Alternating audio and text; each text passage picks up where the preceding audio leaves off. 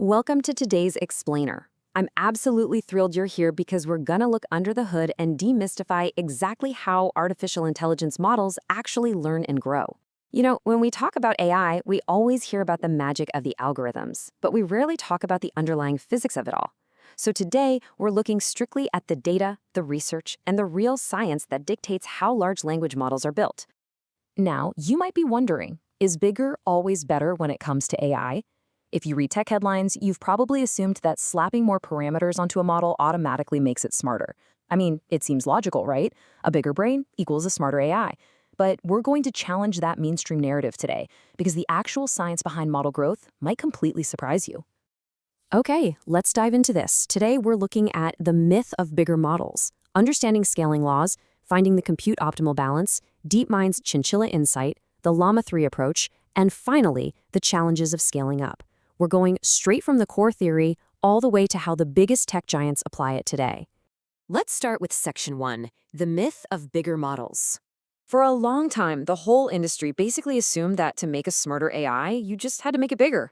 Piling on more and more parameters was seen as the only way forward. It turned into this wild arms race of sheer size. But researchers quickly realized this unchecked parameter scaling was kind of a trap.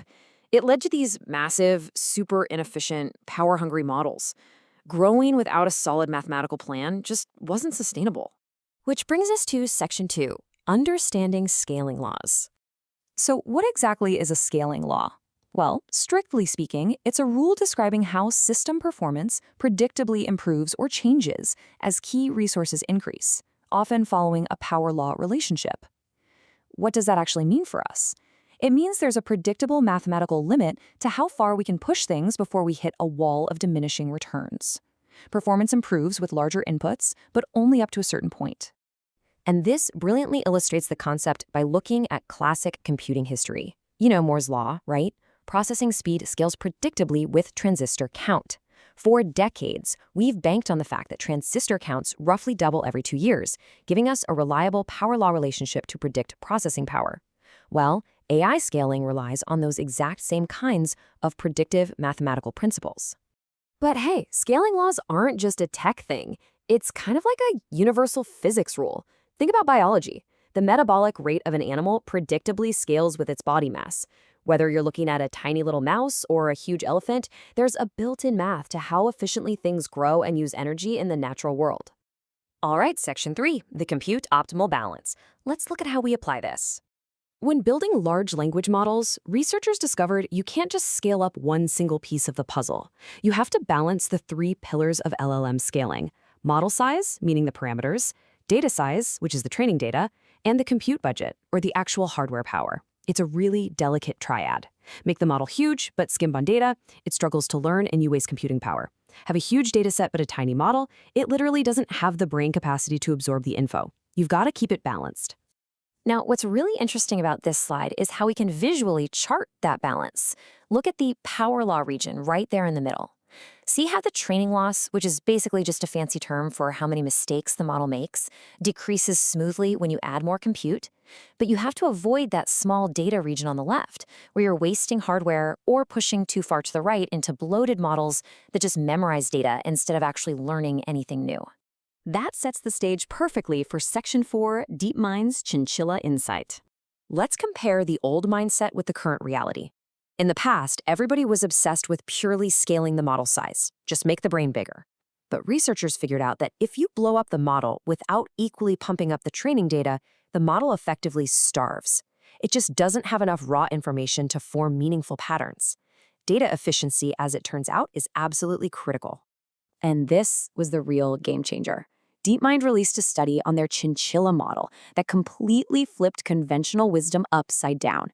Get this. They found that if you double the training data while actually having the model size, you get better overall performance for the exact same compute budget. No way, right? A smaller model fed way more data actually beat out the giant bloated ones. It was a massive revelation for the industry. So how are the big players using this today? Section 5, the Llama 3 approach.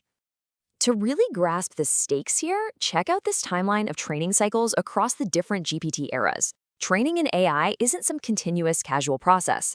We're talking about highly optimized, massive cycles that burn through tens or even hundreds of millions of dollars in compute power. You literally cannot afford to guess. Dialing in the exact scaling math before you hit run on one of these machines is an absolute necessity. And that necessity drove a total paradigm shift. Meta's LLMA3 strategy is the perfect example. They didn't just build a massive model with maximum parameters. Instead, they took a moderately sized model and trained it on significantly more tokens, which is just the AI term for chunks of data. By leaning heavily into massive token counts, they unlocked amazing generalizability without all the extra baggage. So why does this token-heavy, data-first approach actually win? It comes down to three main reasons. First, you avoid the diminishing returns of bloated parameters. Second, when you force the model to take more training steps over a huge dataset, it builds much richer, more complex representations of language. And third, you get vastly better performance within strict compute constraints. It's just brilliant resource management. Of course, it's not all smooth sailing. Let's look at Section 6, Challenges of Scaling Up. Even when your math is perfect, you run into real physical brick walls. Number 1, memory limits. Huge models need insane amounts of VRAM just to store the parameters. Number 2, training time. Compute bottlenecks are a real headache, and distributing work across thousands of GPUs adds massive overhead. And number 3, dataset quality. You can't just feed the model endless garbage. If you scale up using low-quality data, you're going to hit diminishing returns incredibly fast. So, the crucial point is this. Smaller models trained for a longer amount of time on highly diverse, top-tier data will consistently beat brute force scaling. It's like finding the perfect recipe. It's all about respecting the physics of compute optimal balance rather than blindly assuming bigger is always smarter.